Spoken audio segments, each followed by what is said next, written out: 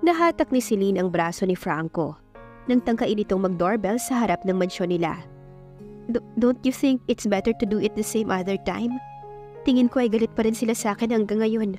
O mas mabuti sigurong tawagan muna natin sila bago natin gawin to. Tulirong napatingin siya sa asawa. Hey, they are your parents. Why are you getting anxious? Ako ang dapat na mag-alala sa ating dalawa. Inakbayan siya ni Franco at naroon ang security na nadarama ni Celine kapag kasama niya ang lalaki. May bagay ba na nakakasakit ang dad mo? Hindi naman siguro niya ako hahabulin ng bagay na yun kung sakasakali. Alanganin ang ngiti na wika nito. Napahagik-hik si Celine na wala ang kaba niya. Franco was always adjusting for her. May pagkamaloko at pagkapasaway ito. Subalit alam niyang sincere ito pagdating sa kanya. She couldn't help to smile on his funny antics. Although, hindi pa rin ito tuluyang nag-open up sa kanya. May mga bagay pa rin itong inililihim. Subalit gustuhin man niyang panghimasukan ng buhay nito, ay wala siyang karapatan. Isa lamang siyang fake bride, a hard wife who needed to fill an empty position. You should smile more often. You really are beautiful. Sad nito habang malambot ang ekspresyon na nakatingin sa kanya. She blushed. Franco treated her like a precious jewel that sometimes Celine forgot that what they have is a fake relationship. Katulad ng sandaling iyon. Sa pananalita at kilos ng lalaki, ay para bang napaka-importante niya rito, gayong hindi pa nila lubusang kilala ang isa't isa. Kung maaaring isang kapamilya ang tingin nito sa kanya, isang kapatid na babae na kailangan nitong protektahan. May kung anong pait siyang naramdaman ng isipin niyon. Don't worry about your mom and dad. Let me handle this. Pinindot ni Franco ang doorbell. Hinigpitan naman ni Celine ang mga braso niyang nakahawak dito. Ang mommy niya ang nagbukas ng gate at gustong maiyak ni Celine nang makita ang lungkot sa mata nito. Namumula pa ang mga mata ng ina na halatang kagagaling lamang sa pag-iyak. Mom? Napahikbi siya. Magkahalong gulat, pag-aalala at galit ang rumihistro sa mukha nang makita siya. You have the nerve to do that! Akmang sasampalin siya nito, subalit humarang si Franco sa pagitan nilang dalawa ng mommy niya. Sa mukha nito tumama ang sampal na paray sa kanya. Franco! Dinaluhan niya ang asawa at hinaplos niya ang namumulang pisngi nito. Hinawakan nito ang kanyang mga kamay. It's okay. I'm all right. Si Doña Claudia, na ina ni Claudine, ay natameme sa ginawa ng lalaki. Nandoon ang guilt at pagtataka para sa gwapong binatang kasama ng anak. Who is he? Naisatinig nito ang tanong na gumugulo sa isipan. Magalang na bumati rito si Franco kahit na nasampal pa ito. Pwede po bang bigyan niyo kami ng pagkakataong magpaliwanag? Hayaan niyo pong makapag-usap tayo ng maayos. Nagpalipat-lipat ang tingin ng mommy niya sa kanilang dalawa ng lalaki. Mom, please. Pagsusumamon niya rito. Kunot ang noong pinapasok sila nito sa loob. May pag-aalinlangan pa rin sa mga kilos nito. She was silently questioning her with her stares. Umiwas siya ng tingin dito dahil guilty talaga ang pakiramdam niya. Nang makaharap na nila ni Franco ang mga magulang niya, ay palihim na napalunok si Celine.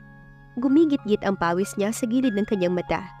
Ang mommy at daddy niya ay nakaupo sa kabilang panig ng sofa, habang magkatabi silang nakaupo ni Franco, paharap sa mga ito. At ang pinag-aalala niya pa ay ang masamang tingin ng ama niya sa kanilang dalawa. Obviously, he was not that thrilled to see her with a ring on her finger and a man on her side. Nang makita siya nito ay bagsak na mga balikat nito, na para bang wala nang gana pang magalit ito sa kanya. She was a bit sad about that. Sinisi niyang muli ang kanyang sarili. But when her dad spotted Franco, the crease on his forehead was gone as he scanned him from head to toe. May pagdududa na agad sa klase ng tingin na binibigay nito sa asawa. Tumikhim si Franco ng ilang sandaling namayani ang katahimikan sa pagitan nilang apat. It's really nice to meet my wife's parents. Walang prenong sad ni Franco. Nanlalaki naman ang mga matang napabaling dito ang kanyang mga magulang. Siniko niya ito sa tagiliran. Why did he bring that up first? Gusto ba nitong masaksihan ang galit ng mga magulang niya sa mansyon nila? Napatayo ang daddy niya. Anong sinasabi mo? Wife? Sir, I just married your daughter yesterday. Hindi nagpaawat na wika ni Franco. What? Magkapanabay na sigaw ng parents niya. And Celine wanted to run away sa nakikitang ekspresyon ng mga ito. My God! Anong ibig sabihin nito? Napahawak sa dibdib niya si Doña Claudia. Mommy! Inalalayan niya ito. Gigil na pinaghahampas naman siya nito. Anong ginawa mo, bata ka? Paano ka pa namin may lalapit kay Gavin? Mommy, sorry. Lumuhod siya ritong magkasalikop ang dalawang kamay. Nang bumaling siya sa kanyang daddy ay natulala lang ito. Nadinig niya ang ginawang pagbuntong hininga ni Franco. Itinayo siya ni Franco at inalalayan sa tabi nito. It's really nice meeting you, Mr. and Mrs. Mondragon. I am Franco Sebastian. Your daughter here didn't marry an unknown and ordinary guy. I am the executive director of S Metro Mall, which owns by my own family. I expect that it sounds familiar to you, Mr. Mondragon. Bumaling ito sa lalong hindi nakakilos na ama niya. Sebastian? Nauutal na kumpirma ng kanyang daddy. Tumingin ang nalalaking mga mata nito sa kanya. How is it possible? Anong ibig mong sabihin, Han? Tanong ni Doña Claudia dito. Kilala ang mga Sebastians pagdating sa business world. They are 100 times richer than an ordinary company owner. May mga naisarakong deal sa kanilang korporasyon nang hindi pa nagkakaproblema ang Mondragon's Clothing. Isa lang naman sa mga pag-aari nila ang mga pinakamalalaking malls dito sa lungsod at ilan sa mga probinsya. Natitilihang humarap sa kanilang dalawa ni Franco ang parents ni Celine. Paano niyong nakilala ang aking anak, Mr. Sebastian? Magalang na tanong na rito ni Don Bernardo. Franco na lang po ang itawag niyo sa akin. Matagal na po kaming may relasyon ng anak ninyo. Natakot lang po si Celine dahil ibang gusto niya para sa kanya. Then we broke up after I knew that she was going to marry someone else. Pero sa huli, hindi namin magagawang kalimutan ang isa't isa. Sorry if I did marry your daughter without your consent. It's just worried me a lot, thinking she would be somebody else's bride. That's why I married her right away. Gustong purihin ni Celine ang lalaki. Sa galing nitong maghabi ng kwento. Hindi na nakapag-react pa ang parents ni Celine. And my dad really looking forward to have a business deals with you, sir. Biglang lumiwanag ang mukha ni Don Bernardo. At nakahanda akong tulungan kayo sa anumang paraang may tutulong ko. Ang gusto ko lang po ay matanggap niyo kung ano man ang meron kami ngayon ni Celine. Masuyong kinuha ang kamay niya at dinala sa mga labi nito. Nakaramdam ng mainit na kilabot si Celine. Talagang napakagaling na aktor ng asawa niya. Animo ay talagang mahal na mahal siya nito. Sa uri ng pagkakatitig nito sa kanya. Nakaramdam siya ng haplos ng lungkot nang maisip ang kalalabasan ng lahat ng yon. Malalim na napabuntong hininga si Celine habang tinitignan ng kanyang pekeng asawa na abalang-abala sa pagtitipa sa laptop nito.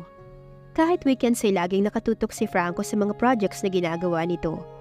Alam niyang ito ang pinaka-boss sa pinagtatrabahuhan, subalit sobra itong focus sa trabaho. May isang buwan na silang nagsasama ng lalaki sa iisang bubong. Ang bahay na tinitirahan nila ay yung malaking bungalow sa Ayala na iniregalo ng ama nito. Naayos na ang kani-kaniyang gulo sa mga magulang nila. The company of his dad was saved by the Sebastians. Kapag nagkikita ang mga pamilya nila, ay madalas na pag-usapan ng dalawang partido ang tungkol sa negosyo.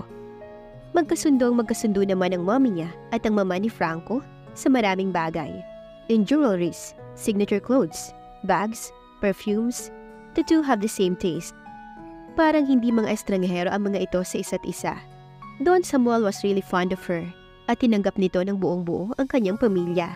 At nagpapasalamat siya doon dahil hindi na kailangan pang maghirap ng mga magulang niya. Nalulula rin siya sa mga regalong natatanggap niya mula sa asawa.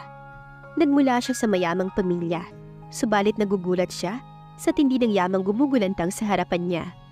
3 set na alahas ang binigay sa kanya ni Franco at hindi biro ang halaga ng bawat isa sa mga yon. She got her own supplies of branded clothes, shoes, bags, and many of other accessories that delivered to their house weekly.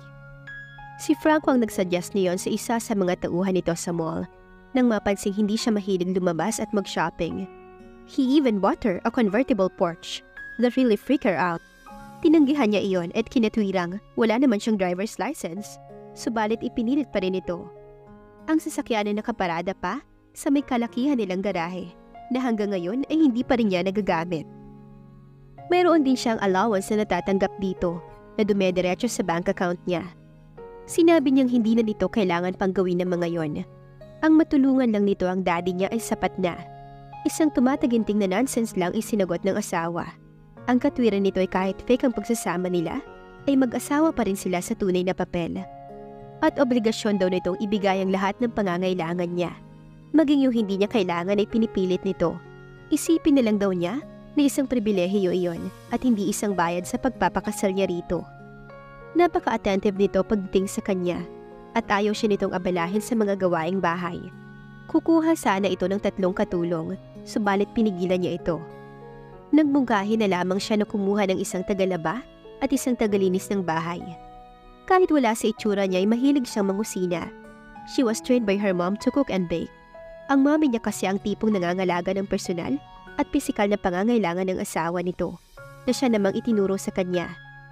Bilang babae, ay responsibilidad daw nila na asikasuhin at pagsilbihan ng kanilang mga asawa. Hindi na nakialam pa si Franco sa desisyon niya at mukhang wala naman itong reklamo sa mga pagkain inihain niya dito. Katunayan ay inamin nitong napapauwi ito ng maaga sa hapunan upang matikman ang inihaw na liampo, sisig at sinigang na hipon na specialty niya. Sinabi pa nitong hindi nito inaasahan na siya ay marunong magluto sa kanyang murang edad upang malaman ng mga yon. Ang mga pinagkakaabalahan daw ng mga nasa edad niya ay ang walang katapusang pag-shopping at pakikipag-date. Nang itanong niya dito kung iyon ba ang gusto nitong gawin niya, ay napataas lang ito ng kilay. He asked her back the same question na muli rin niyang ibinalik dito. Para lang silang mga hibang na nagpapasahan ng tanong. Nauwi lang iyon sa tawanan nang ma-realize nilang wala ni isa sa kanila ang may balak na sumagot. Franco? Mahinang tawag niya rito. Umangat ito ng tingin sa kanya mula sa ginagawa nito. Hey, what's up, Celine? Nag-aalangang umupo siya sa may tabi nito nang tapakin nito ang espasyo malapit rito. May mga pagkakataong nagkakailangan sila ng lalaki. Subalit napapansin niyang unti-unti ay nagiging komportable na rin sila sa isa't isa. May gagawin ka ba bukas? Tanong ni Celine sa asawa. Nakangiting tumugon ito sa kanya. You want to date me tomorrow? Pagbibirong tanong nito. Would that be a problem? Pagsakay niya rito. Gulat itong tumingin sa kanya. Of course not. Anything for my lovely wife. Tumaas ang isang kamay nito at hinaplos ang pisngi niya. Ipinatong niya mga kamay sa kamay nito na nasa mukha niya. And Celine couldn't help herself to close her eyes as she felt the warmth of his palm. Napaka-sweet na asawa ni Franco. Kung sana lang ay totoo sa loob nito ang pinapakita nito sa kanya. Subalit alam niya ang realidad at ang masakit ay para iyong sampal na siyang gigising sa kanya sa mga pinapangarap niya. Walang romantic feelings para sa kanyang lalaki. Kabaliktaran sa mga aksyon nito. Platonic, iyon ang mayroong matatawag sa pekeng relasyon nila. Magkaiba sila ng kwartong tinutulugan at ni minsan ay hindi na naulit pa ang halik na ginawad nito sa kanya na tulad sa mismong kasal nila. I really don't know if I should love or hate this. Bulong ni Celine. Come again? Franco was staring at her like he could see eternity on her face. Napabuntong hininga ito. I'm really sorry. Dapat nasa honeymoon trip tayo ngayon sa Spain, pero hindi ko magagawang iwanan ng tambak na trabaho. And I'm really so insensitive, leaving you alone in this house and working in the office. Mukhang naipagkamali ng lalaki ang konting oras nito sa kanya sa pagsisitimiento niya. Napadilat si Celine. Hindi naman ako nagrereklamo tungkol doon, and I'm not really demanding you for anything. Agad na sabi niya. Nakaramdam kasi siya ng takot sa isiping magsasawa ito sa kanya dahil sa mga reklamo niya. I just want you to buy me a grand piano tomorrow. Oh, piano? Nakalimutan kong music nga pala ang major mo. Nakaramdam ng lungkot si Celine nang malimutan ito ang bagay na yon. Tumawa ito. Haha, huwag kang sumimangot. I was just kidding. I'm just waiting for you to ask me about that. Itatanong ko nga sana sa'yo kung gusto mong bumalik sa England to continue your studies there. Pinindot nito ang ilong niya.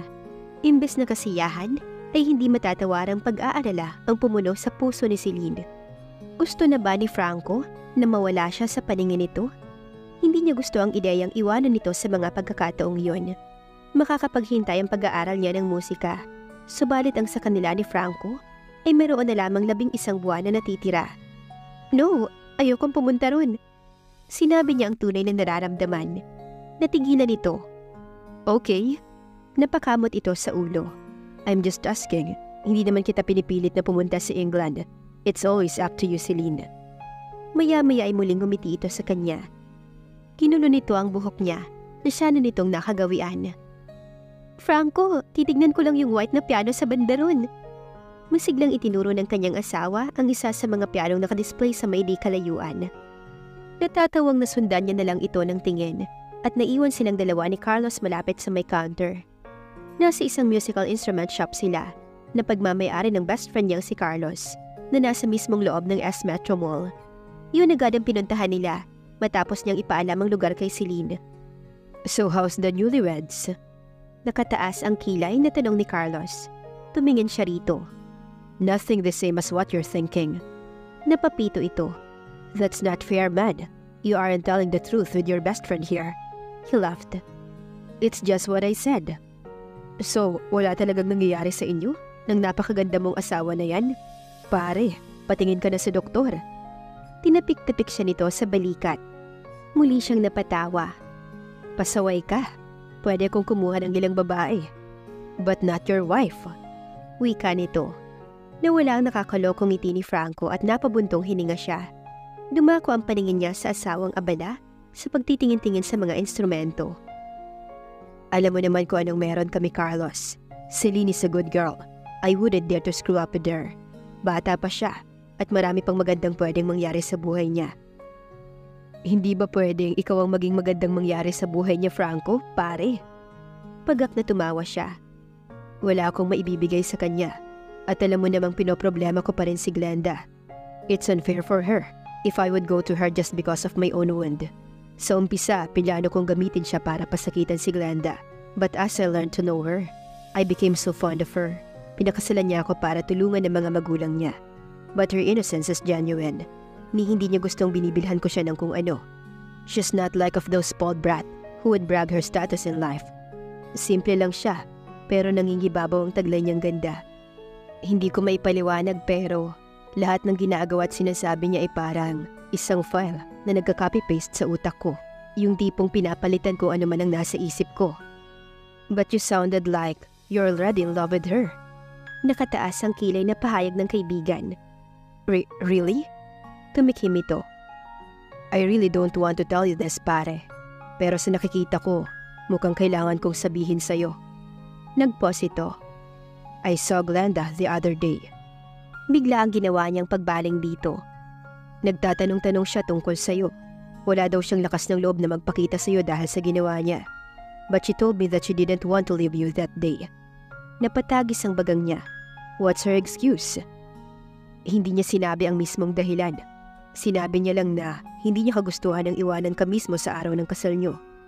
I don't know what she's trying to do, but it looks like she's trying to get you back. Napahilamos ang mga kamay ni Franco sa muka. Should he feel happy about that? Ang tanging babaeng minahal niya ay basta na lamang siyang iniwanan sa mismong araw ng kasal nila. At ngayon ay parang walang nangyari na magpapakita ito na para bang hindi isang malaking gulo ang dinulot nito. Naniningkit ang mga matang tumingin siya kay Carlos. Alam ba niyang kasal na ako? It looks like it. Sino bang hindi? Kalat na kalat sa balita ang naging kasal niyo ni Celine. Dinaig niyo pa ang mga artista nang lapitan kayo ng media and they really adored your wife. Napatingin siya sa asawa nang isang dreamy look ang binigay dito ng kaibigan niya. Parang may radar na bumaling ito sa kanya. She's smiling innocently like the child she is. And she really looks simply amazing in that peach doll dress. Isang bagay rin ang napuna ni Franco kay Celine ay ang mukha nitong hindi sanay mabahira ng kolorete. Ang makinis at mamula-mulang pisngi nito at ang natural na mapuhulang labi nito. Huwag kang magsalita sa kanya ng kahit ano tungkol kay Glenda. Seryosong saad niya. Nagkibit ito ng balikat habang hindi pa rin inaalis ang tingin sa asawa niya. And don't you dare look at her like that. I swear, masasaktan kita, Carlos. Napapalatak ito. Ang siloso mo, pare. Hindi mo naman balak seryosohin ang asawa mo, di ba? I maybe can be nothing to her, but it doesn't mean that you can lay your claws on her. Kilala kita, pare. Pagdating sa mga babae, mas mahaba ang listahan mo kaysa sa akin. Tumawa ito. Look who's talking. Umiling-iling ito. Franco! Napalingon siya sa tawag ni Celine. Carlos, please, huwag kang magsasalita about kay Glenda. Slowly ay sabi pa niya bago ito tinalikuran. Isang ngiti ang bumungad sa kanyang labi nang magtungo siya sa kinaroroonan ng asawa. Nakangiti rin ito sa kanya. Gusto ko ang isang to, Franco. Nasa harapan nito ang isang puting grand piano. And I want you. He was captivated again with her smile. It's like he could give anything she asked for. Ano bang nangyayari sa kanya? Those desire and fondness she felt for Celine. Tama ba ang best friend niya na nagsisimula na siyang ma-inlove sa asawa niya? But he knows himself and is not over with Glenda yet. Subalit paano niya ipapaliwanag ang meron sa kanila ni Celine? Let's take this one, and you can have your debut concert in our home, with me as the only audience. Tumawa ito. Kumapit ito sa braso niya. Nagniningning ang mga berdeng mata nito. Hindi napigilan ni Franco ang sariling halikan ang pisngi nito. Kumurap-kurap ang mga mata nito at nagtatakang nakatingin sa kanya matapos niyang ilayo ang mukha rito. Nang magkatitigan sila, ito ang unang nagbawi ng tingin. Hindi maintindihan ni Franco ang nararamdaman.